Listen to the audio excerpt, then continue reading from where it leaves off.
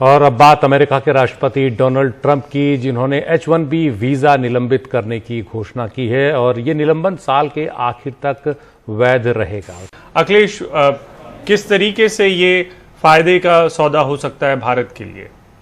देखिए, पहली बात तो सरकारी सूत्रों ने यह कहा है अभिषेक कि अमेरिका की जो अर्थव्यवस्था है उसमें प्रवासियों का एक बहुत बड़ा योगदान है और इस योगदान को नकारा नहीं जा सकता। जो आपने ट्वीट पढ़ करके बताया, चाहे गूगल पिचाई का हो या फिर अमेजोन का हो, सबने ये कहा है, माना है कि प्रवासियों की एक बड़ी भूमिका होती है। अब आते हैं भारत के लोगों पर इसका क्या असर पड़ेगा।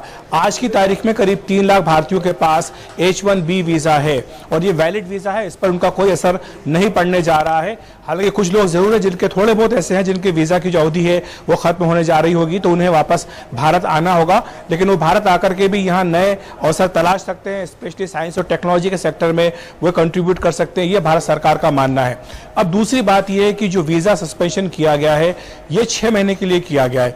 एक आकलन जो है कि हर साल करीब 80,000 वीजा अमेरिका देता है। यह हकीकत है कि करीब 80 में से 60,000 जो वीजा है वो भारतीयों को मिलता है, लेकिन भारत सरकार का अपना ही आकलन है कि चूंकि सिर्फ 6 महीने के लिए सस्पेंड किया गया है, पहली बात। दूसरी बात यह कि जिस तरह से कोरोना का संक्रमण फैला है, अमेरिका में अर्थव्यवस्था को चोट पहुंची है, तो ऐसे में वहां पर बेरोजगारी बढ़ी है। तो ऐसे में इस बार जो है 6 महीनों के लिए भी अगर जारी रहता तो अधिक वीजा नहीं दिया जाता। तो इस लिहाज से अगर देखें तो कम भारतीयों पर इसका असर पड़ा है।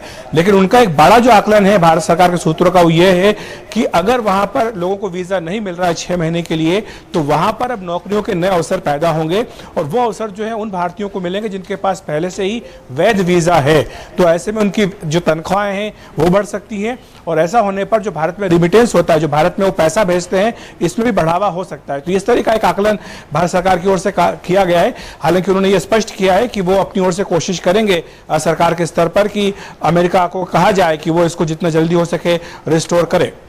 अभिषेक, अखिलेश, इसमें एक चीज ये भी है कि अगर H-1B वीजा कई भारतीयों को नहीं मिलता है, खासतौर पर IT प्रोफेशनल्स की बात करते हैं या जो हाईली स्किल्ड जो हमारे लोग हैं, तो made in India, make in India जो तमाम चीजें मोदी सरकार की हैं, वहां भी उसका फायदा ले सकती है सरकार की। जो हाईली स्किल्ड लोग हैं वो देश में रुकें, ब्रेन ड्रेन ना हो और देश के लिए वो काम करें।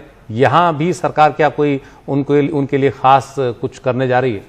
बिल्कुल, ये महत्वपूर्ण बात आपने कही है सुशील। हालांकि सरकारी सूत्र इसको सीधे तौर पर नहीं कह रहे हैं, लेकिन वो इशारा इसी बात की ओर कर रहे हैं कि अगर वहां पर जिन लोगों का वीजा खत्म हो रहा है उन्हें जाहिर सी बात है कि भारत आना पड़ेगा, तो यहाँ पर उनके लिए काफी जो है अवसर हैं। ये सरकारी सूत्रों का मानना है। उनका कहना है कि जिस तरह से आत्मनिर्भर भारत पर जोर दिया जा रहा है, चीन से बड़ी संख्या में जो दूसरी कंपनियां हैं वो भारत की ओर रुख कर रही हैं, तो ऐसे में भारत में अब स्किल्ड लेबर की, स्किल्ड जो प्रोफेशनल से उनकी जरूरत होगी और ऐसे में इन लोगों के लिए एक नए अवसर भी हो सकते हैं। साथ ही जो ब्रेन ड्रेन की बात लगातार, जिसको एक बहुत बड़ा मुद्दा बनता है, उस पर भी रोक लगाने में फायदा मिल सकता है। तो ये ऐसे कुछ फायदे हैं जो अपनी ओर से गिना रहे हैं, लेकिन जाहिर सी बात है कि एक समग्र रूप से आपको इसको देखना होगा, क्योंकि व्यक्तियों की अगर आप बात करें तो उनके ऊपर इसका काफी असर पड़ता है, खासतौर से उन लोगों के लिए जिनका कि वीजा खत्म हो रहा है। उनको अपना सब कुछ छोड़ के, जो जमा जमाया उनका कारोबार था या जो भी उनका नौकरी थी, धंधे थे, सब कुछ छोड़ के उनको वापस भारत आना पड़ेगा।